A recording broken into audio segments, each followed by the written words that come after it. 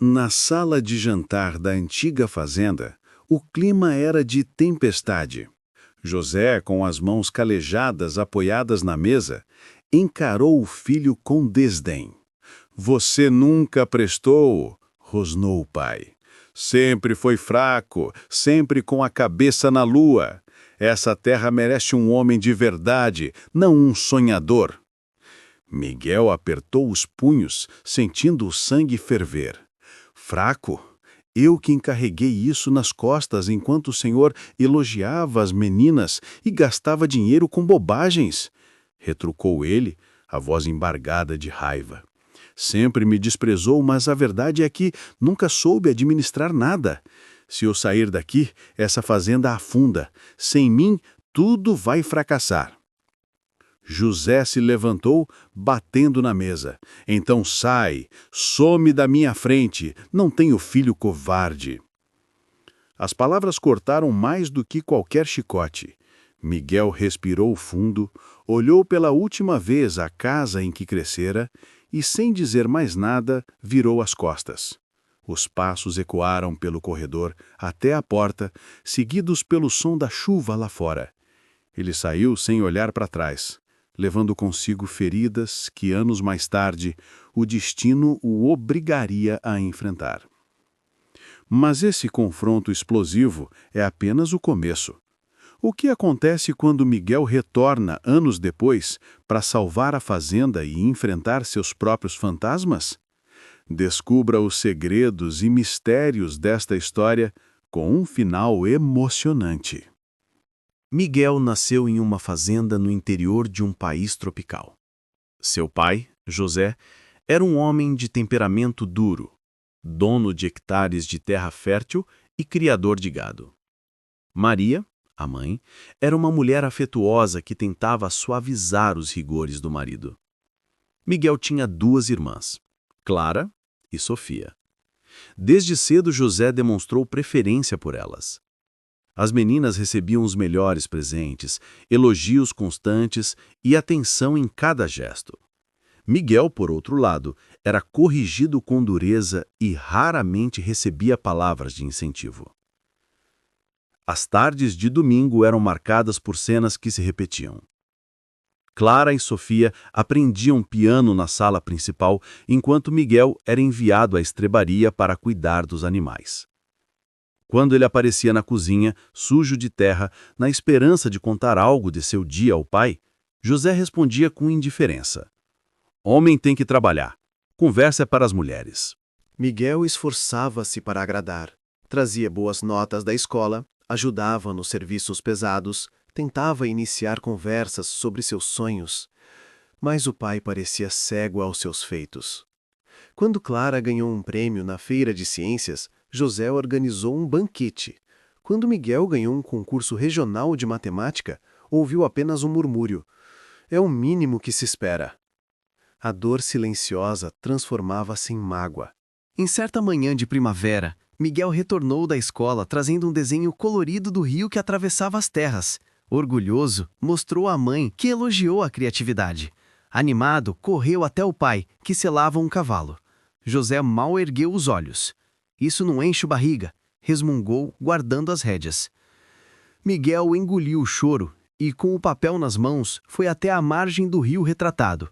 Sentou-se sob a sombra de um ipê e jogou pedrinhas na água, tentando imaginar um mundo onde seus talentos fossem apreciados. À tarde, ouviu ao longe as notas do piano das irmãs. Deitado na grama, questionou-se por que sua música interior era tão diferente. Naquela noite, Maria o encontrou acordado, olhando para o teto. "Mãe, por que ele não me ouve?" sussurrou. Ela acariciou os seus cabelos e respondeu: "Alguns corações são duros porque têm medo, mas um dia ele vai entender." A adolescência de Miguel foi marcada por rebeldia silenciosa. Ele se refugiava nos livros e na companhia de João, um vizinho mais velho que o incentivava a estudar e sonhar com um futuro além dos limites da fazenda. Um dia, aos 19 anos, Miguel ousou confessar ao pai que gostaria de cursar engenharia e talvez, um dia, abrir sua própria empresa. José reagiu com fúria. "Você está louco? Esse diploma não serve para nada aqui. Quem vai cuidar dessa terra quando eu me for? Clara e Sofia?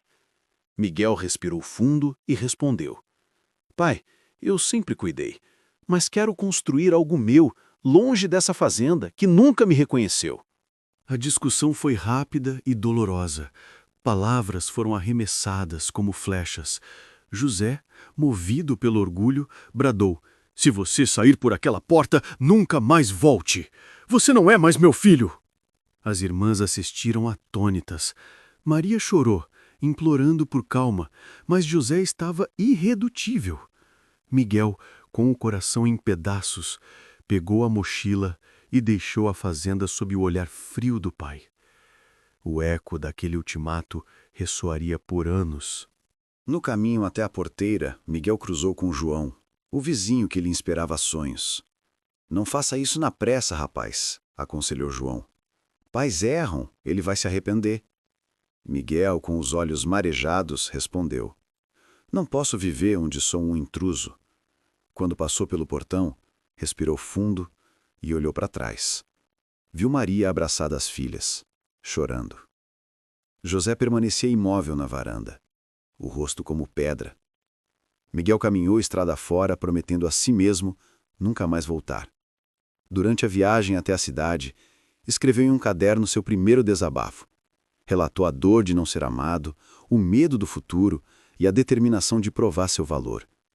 O sol nasceu enquanto ele ainda se debatia entre a mágoa e a esperança de encontrar, longe dali, a aceitação que jamais tivera. Miguel mudou-se para a capital. Conseguiu emprego em uma pequena empresa de tecnologia enquanto cursava a universidade à noite. A vida era árdua, mas pela primeira vez ele sentia a liberdade de traçar seu próprio caminho. Em poucos anos, com talento e dedicação, fundou sua própria startup de desenvolvimento de softwares agrícolas, unindo sua formação à herança do campo. Embora construísse um império empresarial, Miguel carregava uma ferida aberta. Nas reuniões com investidores, recordava o rosto impassível do pai. Cada notícia sobre a fazenda, enviada discretamente por Clara, mexia com ele. Maria faleceu de uma doença súbita, sem que ele tivesse a chance de se despedir. O luto misturou-se ao arrependimento e ao rancor. Miguel não compareceu ao funeral por orgulho e medo do pai. Os anos de distância solidificaram a barreira entre eles. Enquanto isso, José continuava a gerir a fazenda com mãos de ferro. Clara se casou com um médico da cidade, mas ainda visitava o pai. Sofia optou por ficar na fazenda e ajudava na administração, recebendo elogios constantes. José nunca mencionava o filho. A vida urbana não foi fácil. Miguel dividia um quarto com mais 3 colegas de curso. Enfrentava ônibus lotados e horas de estudo madrugada dentro. Para pagar a faculdade, trabalhou como atendente em um café, onde conheceu Dona Elza, uma senhora que o tratava como filho e sempre lhe oferecia palavras de incentivo. Menino, você tem um brilho nos olhos. Não deixe ninguém apagá-lo, dizia. À noite, Miguel frequentava um grupo de estudos em uma biblioteca pública, onde trocava ideias sobre algoritmos e agricultura com outros estudantes. Foi ali que conheceu Renata, uma engenheira agrônoma que se tornaria amiga e, anos depois, sócia. Os primeiros anos de sua startup foram difíceis. Miguel vendia softwares agrícolas de porta em porta, enquanto as dívidas se acumulavam. Passou fome algumas vezes, dormiu no escritório improvisado e quase desistiu ao perder o primeiro grande contrato. Nesses momentos, lembrava-se do rosto severo do pai e sentia uma mistura de raiva e motivação. Vou mostrar que sou capaz, repetia para si mesmo. Quando conquistou um cliente importante e seu negócio começou a crescer, comemorou sozinho com uma pizza fria em frente ao computador. Sentiu falta de ter alguém para dividir a vitória. Miguel tentou se reconectar com Clara e Sofia por cartas. Escrevia sobre sua vida, enviava presentes para os sobrinhos, mandava dinheiro quando sabia das dificuldades.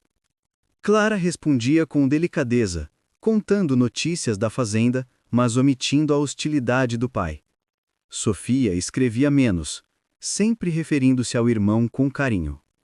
José, ao saber dos envios, devolveu um cheque rabiscando: "Não preciso da sua esmola." Essa recusa alimentou ainda mais o sentimento de indignação em Miguel, que se afundava no trabalho para abafar a dor. Anos se passaram. Miguel transformou sua empresa em referência nacional, empregando centenas de pessoas. Um dia, ao retornar de uma viagem de negócios, encontrou uma carta sobre sua mesa. O envelope estava amassado. O remetente era Sofia. Ao abri-lo, leu: "Miguel, o pai está muito doente. Clara e eu não conseguimos mais cuidar de tudo. A fazenda está endividada e corremos o risco de perder tudo. Preciso de você." Miguel ficou paralisado. Por uma noite inteira, permaneceu sentado à mesa da cozinha, lendo e relendo as palavras. Lembrou-se da mãe e do rio da infância. Pensou nos olhos de José quando o expulsou. Conversou com Renata, agora sua sócia. Ela aconselhou: "Se você não for, vai se arrepender. As cartas que sua mãe lhe escreveria se ainda estivesse viva, talvez estejam esperando por você lá." Miguel visitou a empresa na manhã seguinte e convocou uma assembleia. Explicou a situação aos colaboradores e aos investidores. Disse que por tempo indeterminado se afastaria, mas que confiava na equipe para manter o legado. Foi um momento de despedida, semelhante ao dia em que deixara a fazenda, mas desta vez cercado por pessoas que o admiravam e desejavam seu bem. Na viagem de volta, as paisagens que antes pareciam distantes tornaram-se familiares. O trem serpenteava pelos vales e Miguel observava campos de girassóis, pastagens e vilas. Em certo ponto, adormeceu e sonhou com a infância. Estava novamente sob o ipê, ouvindo as irmãs no piano, enquanto José se aproximava e sentava ao seu lado. No sonho, o pai sorria e lhe entregava o desenho do rio. Ao acordar, percebeu que chorava. O destino parecia querer lhe dar uma segunda chance. Ao chegar à fazenda, Miguel foi recebido por Clara e Sofia. O tempo havia passado, mas os cheiros e sons eram os mesmos. Terra molhada, vento entre as árvores, mugido do gado. Clara estava com um semblante cansado. Sofia tinha marcas de preocupação. Elas o abraçaram com emoção. O reencontro trouxe lágrimas e sorrisos tímidos. Quando perguntou pelo pai, Clara hesitou. "Ele está no quarto. Não recebe ninguém. Ainda não sabe que você veio." Miguel entrou no quarto escuro. José, com o rosto pálido e rugas profundas, parecia menor na cama. Ao vê-lo, seu olhar endureceu. "O que você está fazendo aqui? Veio ver a minha miséria?" perguntou com voz fraca. Miguel respondeu: "Vim ajudar minhas irmãs. A fazenda é de todos nós." José virou o rosto. "Nunca precisei de você. Ainda não preciso." A tensão era palpável. Ao longo das semanas, Miguel tentou auxiliar nas atividades. Notou que a propriedade estava em decadência. Cercas caídas, equipamentos quebrados, dívidas acumuladas. Descobriu que José havia feito empréstimos com juros abusivos para manter a produção e garantir o conforto das filhas. Agora, sem forças, não conseguia mais honrar os compromissos. Miguel ofereceu ajuda financeira, mas José recusou com orgulho. As irmãs ficaram no meio do fogo cruzado. Sofia, que sempre desejou a aproximação dos dois, implorava por diálogo. Clara, mais pragmática, sugeria vender parte das terras. O conflito familiar se intensificava enquanto o prazo para pagar os credores se aproximava. As primeiras semanas foram como andar sobre espinhos.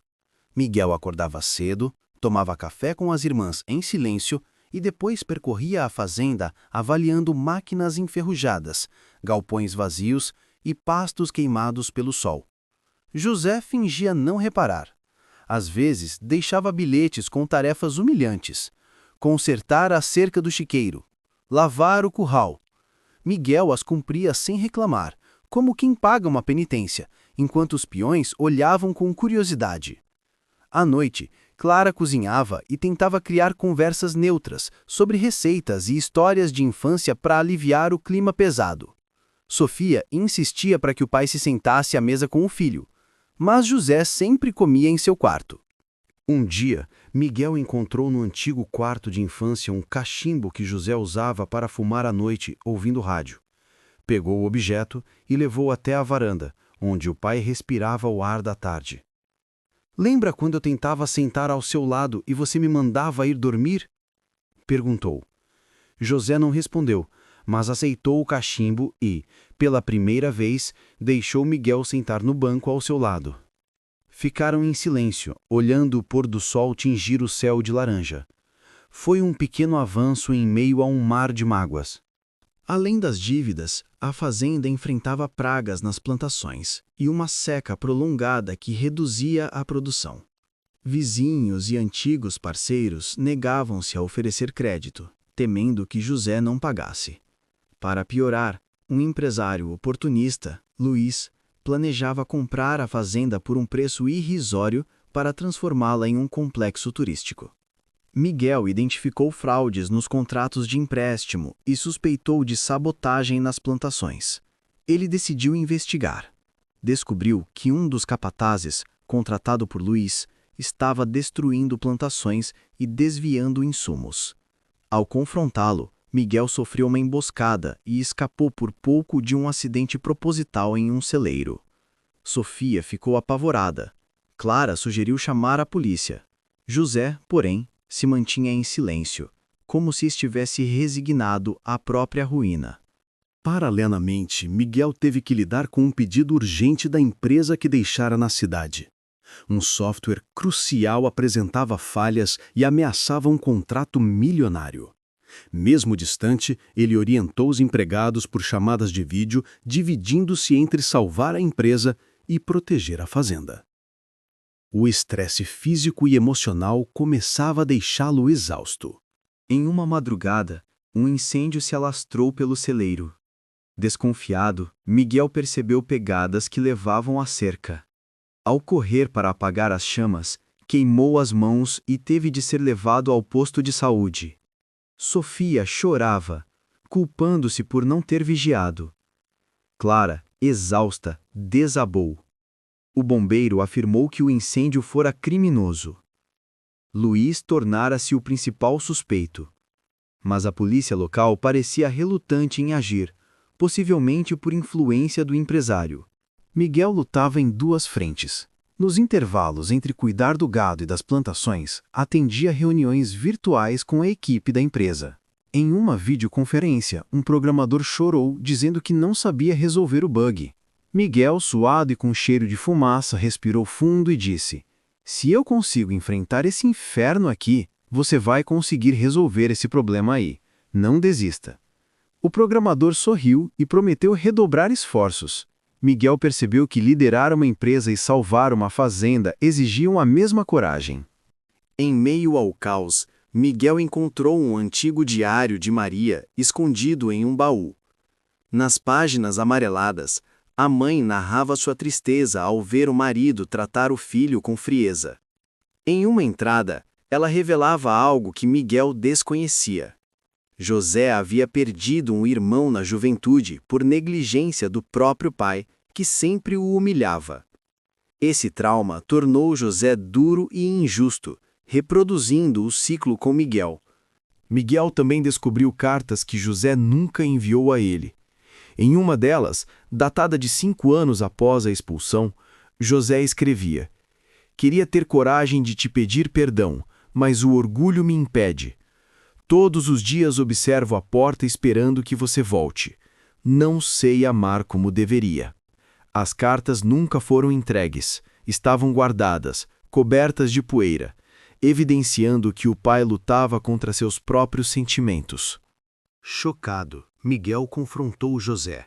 Levou as cartas e perguntou: "Por que você nunca me mandou isso?" José, com lágrimas nos olhos pela primeira vez, respondeu: "Porque acreditei que você não precisava. Achei que eu era forte, mas no fundo sou fraco. Me escondi atrás do orgulho." Nesse momento, a muralha entre eles começou a rachar, mas ainda havia muita mágoa para ser superada. Naquela noite, Miguel saiu para caminhar pela propriedade. A lua cheia iluminava os trilhos do passado. Ele parou diante do túmulo da mãe, localizado sob uma árvore frondosa. Mãe, estou lendo seus pensamentos anos depois, sussurrou, segurando o diário. Por que não ouvi suas palavras antes? Por que deixei o orgulho me afastar? Ficou ali por horas, lembrando-se de Maria ensinando-o a amarrar sapatos, de suas risadas durante as colheitas, de sua voz doce contando histórias à beira da cama. Aos poucos, compreendeu que José havia se tornado o pai que era devido a feridas antigas que nunca cicatrizaram. Decidiu que, se realmente queria paz, precisava romper esse ciclo de dor. A doença de José piorou.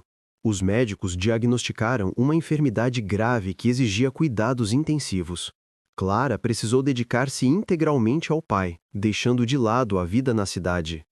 Sofia assumiu a gestão da fazenda com Miguel. Eles decidiram renegociar as dívidas com o banco. Durante a reunião, o gerente informou que a fazenda só teria chance se apresentassem garantias e um plano de recuperação. Miguel sugeriu usar parte de seu patrimônio pessoal como garantia. Mas José, orgulhoso, recusou. Prefiro perder a terra a ver você comprar meu perdão, disse. Enquanto o prazo final se aproximava, uma tempestade inesperada se abateu sobre a região. O rio transbordou, destruindo pontes e isolando a fazenda. Animais ficaram presos, plantações foram alagadas. Miguel e Sofia trabalharam incansavelmente para salvar o gado e erguer barragens improvisadas. No meio da tempestade, Clara escorregou e fraturou a perna. Miguel correu sobre a chuva para buscá-la e quase foi arrastado pela correnteza. José, vendo o esforço do filho, ficou em choque. A tempestade durou dias. Sem luz elétrica, eles acenderam lamparinas e se revezaram em turnos para monitorar os animais. José, fraco, insistiu em sair para ajudar. Miguel segurou seus braços. Pai, você vai piorar. Confie em mim. Pela primeira vez, José não resistiu e assentiu. Em meio ao barulho da chuva, ouviram o choro de um bezerro preso na lama. Miguel e Sofia puxaram o animal com cordas, enquanto o pai se apoiava na janela, os olhos marejados. Quando o bezerro finalmente ficou livre, José sussurrou: "Obrigado." Foi uma palavra pequena, mas carregada de significado. Após a tempestade, a destruição era evidente. Miguel e as irmãs organizaram grupos com os vizinhos para reconstruir pontes. Enquanto serravam madeira e martelavam, surgiram risadas, desabafos e memórias partilhadas. A comunidade mostrou solidariedade, provando que a força coletiva pode superar adversidades. José, sentado em uma cadeira sobre uma mangueira, observava em silêncio. Em certa manhã, chamou Miguel e entregou-lhe uma caixa de madeira. São as economias da manhã. Ela guardava para os netos. Use como achar melhor. Esse gesto derrubou mais uma barreira de orgulho. Quando todos estavam exaustos, Luiz apareceu com uma proposta. Ele pagaria as dívidas e cuidaria das terras se a família assinasse um contrato de arrendamento vitalício. Desesperada e ferida, Clara quase cedeu. Miguel, porém, percebeu cláusulas abusivas. Ele propôs buscar ajuda da comunidade. Sugeriu um mutirão para reconstruir as pontes e arrecadar fundos. José ainda hesitava, temendo humilhação. A tensão atingiu o ápice. Na véspera do prazo final para pagar as dívidas, Miguel pediu uma reunião com José. Sentaram-se frente a frente, como duas montanhas que finalmente decidem desabar. Miguel expôs tudo, sua dor, sua mágoa, a sensação de nunca ter sido amado. José, debilitado, ouviu sem interromper. Depois, com voz trêmula, contou sobre seu próprio passado, sobre a pressão que sofreu de um pai violento, sobre o medo de repetir erros, sobre a incapacidade de expressar afeto. "Filho", disse José, "não sei se mereço seu perdão. Sempre valorizei suas irmãs porque acreditava que assim compensava minha dureza comigo mesmo. Não percebi que te feri. Quando te expulsei, queria testar se você teria coragem de ser independente. Foi errado. Passei noites arrependido, mas não sabia como voltar atrás. Miguel chorou. A dor transformou-se em compreensão. Pai, eu queria que você tivesse me dito isso antes. Eu também errei ao me fechar. Tudo o que sempre quis foi o seu reconhecimento. Eles se abraçaram. José pediu perdão. Miguel aceitou. Prometeu não abandonar a família novamente. A renúncia de ambos ao orgulho abriu caminho para a reconciliação. José entregou a Miguel um envelope com um documento. Era a escritura que transferia a fazenda para o nome dos 3 filhos, assinada antes da doença. José admitiu que havia resistido a registrar por medo de parecer fraco. Agora estava disposto a se desfazer do controle absoluto. Com a família unida, Miguel e suas irmãs organizaram um grande evento na fazenda, convidando vizinhos, antigos funcionários e clientes de sua empresa. Explicaram a situação e pediram apoio para salvar a propriedade. A comunidade, comovida, contribuiu com o trabalho, doações e divulgação.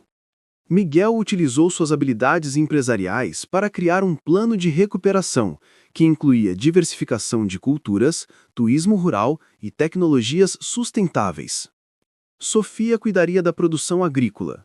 Clara desenvolveria um projeto de hospedagem na fazenda. E Miguel faria ponte com sua empresa para inserir tecnologia e inovação.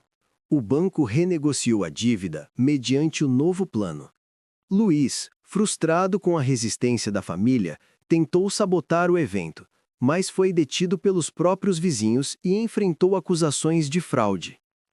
O governo local reconheceu o projeto da família como exemplo de empreendedorismo rural e ofereceu incentivos fiscais. José, aos poucos, recuperou-se, embora jamais voltasse a ser o homem imponente de antes. Passou a apreciar as tardes no alpendre, vendo o filho trabalhar na terra ao lado das irmãs. Certo dia, chamou Miguel e lhe disse: "Você renunciou à sua empresa por nós. Eu renuncio ao meu orgulho por você." Miguel sorriu. "Eu não renunciei à empresa, pai. Apenas a coloquei nas mãos de pessoas de confiança. A fazenda é meu lar. Aqui, nós vamos construir algo juntos." No final, a família não apenas salvou a fazenda, mas construiu algo maior, um legado de união e perdão. As diferenças que um dia os separaram transformaram-se em força. O destino, que parecia cruel, revelou-se uma oportunidade de recomeço. E assim, a história que começou com favoritismo e rejeição, terminou com renúncia e reconciliação, lembrando a todos que não há ranhura tão profunda que o perdão não possa preencher. Na festa de inauguração do novo projeto, barracas de comida típica foram montadas sob árvores iluminadas por lampiões. Crianças corriam entre pés de café, enquanto adultos se lembravam de antigas colheitas. Renata compareceu com a equipe da empresa, trazendo um painel que explicava as inovações tecnológicas implementadas na fazenda. Luiz, agora desacreditado, observava de longe, impedido de atravessar a cerca. No palco improvisado, um grupo de violeiros dedilhava canções que falavam de saudade e recomeço. Ao final do evento, Miguel subiu ao palco com o pai e as irmãs ao lado. Agradeceu a todos, contou um resumo da trajetória e confessou suas falhas e aprendizados. José, emocionado, pegou o microfone e disse: "Passei a vida segurando a terra com força, com medo de perder. Hoje entendo que não se segura um filho assim. A gente precisa abrir a mão e confiar." A multidão aplaudiu. Clara e Sofia abraçaram os dois. Miguel sentiu que, pela primeira vez, fazia parte de um todo e que seu lugar nunca havia deixado de existir. Às vezes, o orgulho nos faz perder o que mais importa. José e Miguel descobriram, tarde, mas a tempo, que o amor de pai e filho não se mede por palavras, e sim por gestos, perdão e presença. A vida sempre oferece uma segunda chance, mas nem todos têm coragem de aceitá-la. Que essa história nos lembre que o tempo passa e o que realmente fica são as pontes que escolhemos reconstruir. Se essa história tocou o seu coração, deixe o like, se inscreva no canal e ative o sininho para não perder os próximos vídeos. Toda semana, novas histórias cheias de emoção, reencontros e lições de vida. Porque no fim, o perdão é o que nos faz voltar para casa.